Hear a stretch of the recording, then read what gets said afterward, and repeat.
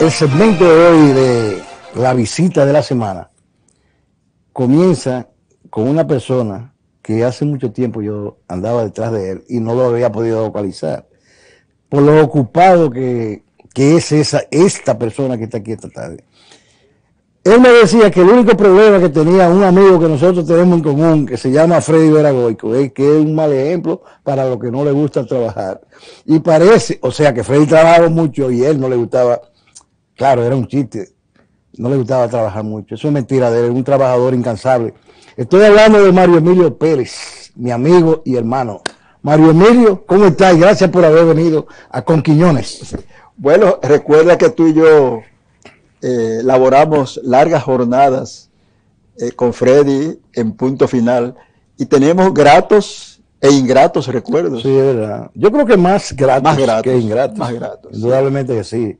Pasamos con nuestro amigo Jesús Torres, pasamos gratos y no gratos, pero todo en definitiva eran buenos momentos. Lo que pasa es que todos tenemos nuestro temperamento y nuestra forma de ser.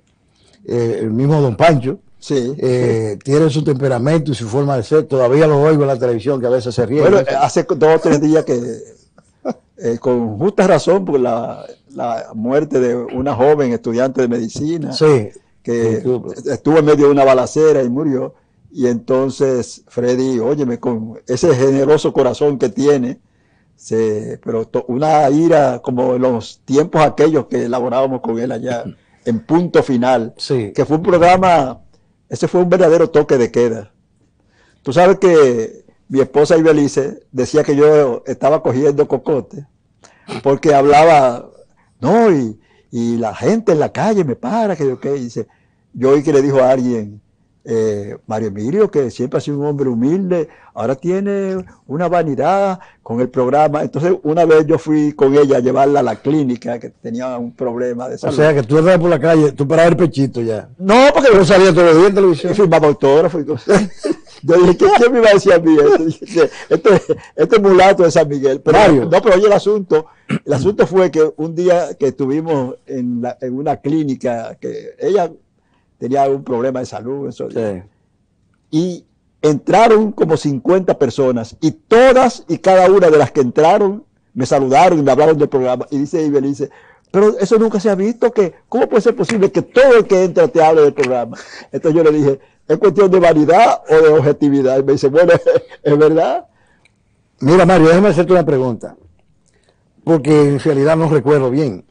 ¿Tú tú hacías de juez o hacías de abogado? De abogado, general. Era de abogado. De abogado. ¿Cómo era que llamaba el segmento? No tenía nombre. No tenía nombre. Era el juicio. El juicio. Un juicio. El juicio era que se presentaba. Pero muy interesante, porque ahí se enjuiciaban letras de boleros. Sí, sí. Yo recuerdo que los aretes que le faltan a la luna, ahí se... estuvo. No, y después la sentencia era lo terrible. Ah, sí. Eso era terrible. Era Paco Troncoso que hacía de juez. Sí, Paco, que hacía de juez, ido a destiempo. Que por cierto hacía muy bien su rol, porque tenía una cara de dueño de compraventa el día flojo. Oye, se veía claro, sí.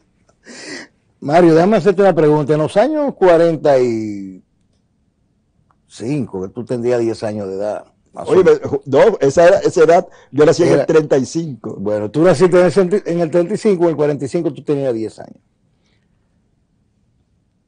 Miguelete, San Miguel, la capital, eran tan parecidas ahora. Ese barrio no ha cambiado mucho, Algunos edificios.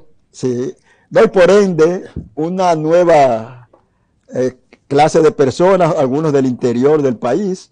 O sea, ya aquel San Miguel pequeño, muy la reducido, iglesia, el parque. Claro, y además la mayor parte de las casas eran de maderas y las familias teníamos una gran compenetración. María la Turca, ¿eso pertenece a Miguel? Sí, San Miguel. Claro, porque San Miguel, si yo fuera un geógrafo o topógrafo, diría que al norte, Avenida Mella, al sur, Las Mercedes, al este, la calle 19 de marzo y al oeste, la José Reyes. Es muy pequeño un pañuelo, porque a 2 barrios limítrofes, San Lázaro y San Antón, la gente cree que San Miguel es todo ese conjunto. Ok, por eso te hago la pregunta, porque no era tan grande. No, no. Entonces la normal, ¿dónde quedaba? ¿En San Miguel o en la normal? Digo, la intermedia.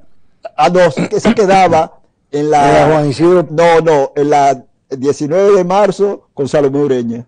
Ahí yo estuve, se llamaba Escuela Primaria Superior, porque en esa época, séptimo y octavo curso de primarias se enmarcaban dentro de esa denominación. Ahora no, ahora ya el bachillerato, ¿verdad? Sí, es complejo. Más largo. Entonces, se puede decir que eso no ha cambiado mucho. Y la gente de ahí, bueno, ustedes se fueron todos de ahí. La mayoría, la mayoría de mis contemporáneos emigraron. Y afortunadamente todos mejoramos de situación, porque en el San Miguel de esa época, yo recuerdo, vivíamos de dos formas, mal o muy mal. Sí, dos formas diferentes. O sea, pasando hambre o trabajo. No, claro, el hambre. Bueno, papá y yo recordamos esa época de prángana. Bueno, hay un cuento que yo hasta Freddy se reía mucho, de que papá una vez estaba desbaratado sin trabajo y había una señora del barrio que prestaba. Y un día papá le pidió, nunca se me ha olvidado, 5 pesos, que en el año 44, 5 pesos equivalen a 1000 de hoy. Y entonces ella le dijo, Mario, tú eres como brujo. Papá se llamaba igual que yo. Ah. Tú eres brujo. Y dice, papá, ¿y por qué? Dice, está hablando con una muerta. Uno se ríe ahora, pero en el momento que está pasando la prángana. Mire, hermano, entonces que para comprarlo hay habichuelas y que pedían muerto 5 pesos.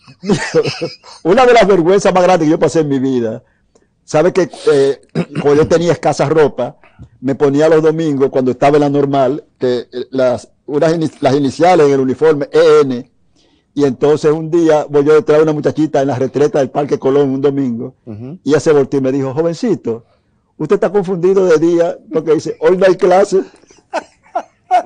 El uniforme de la escuela, un domingo. Yo pensaba que me la estaba comiendo porque al ser ya un normalista, ¿verdad? Con unos 15 o 16 años. Tú tenías hermanos varones, hermano. No. Sí, claro, no. Entonces, no se ponían un zapato y otro. Bueno, sí, cuando uno está desbaratado, es talla única.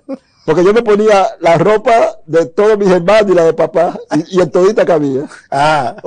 Bueno, mamá me defendía porque una vez papá compró un jaque, papá era gordo y más bajito que yo, entonces yo subrepticiamente me puse el jaque y me fui. Y cuando papá dijo, pero se lo llevó, y dice mamá, pero ¿cómo?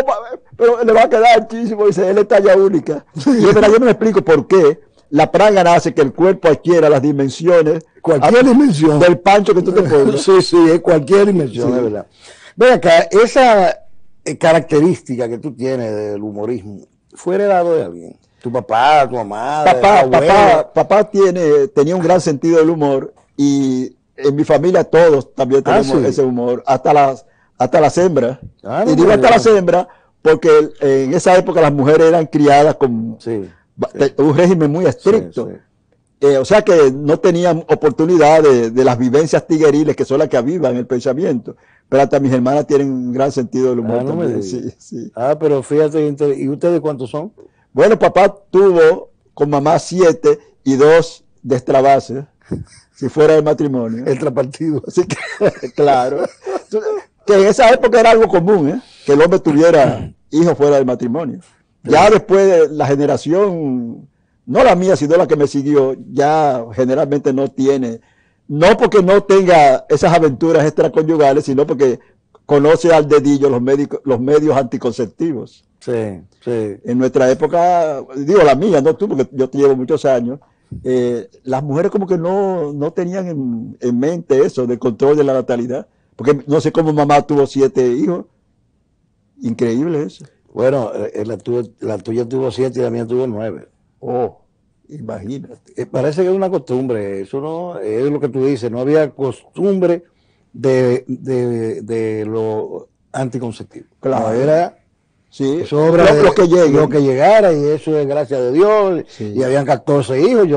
La mamá de la familia de Rosana, creo que eran 14.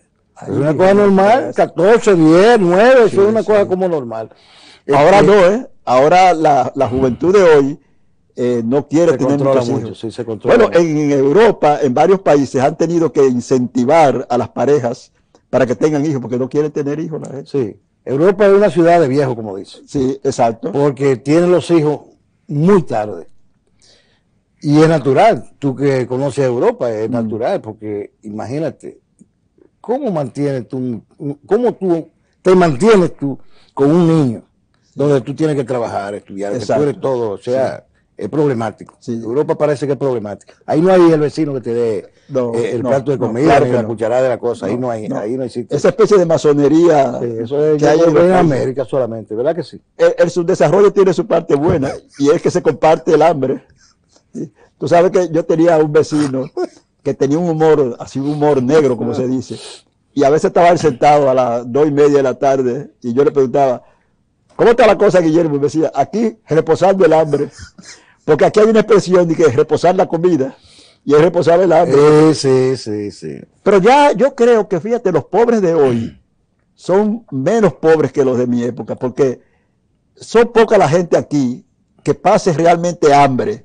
Sin embargo, en aquella época hubo momentos en que uno pisaba la primera a las 3 de la tarde. Sí. Si la llegaba a pisar. Si la llegaba a Si la pisar. llegaba a pisar. Eso es cierto. Mira, Emilio, vamos a seguir hablando de eso y te voy a pedir, te voy a solicitar que me dé 2 minutos en lo que pasamos unos ¿Cómo comercialitos no? que son necesarios en esta. Claro que sí, por razones de peso. Sí, nosotros volvemos en un momentico.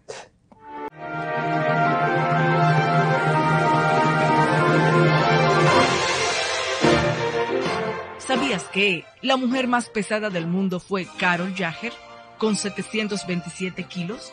Murió con 34 años en 1994.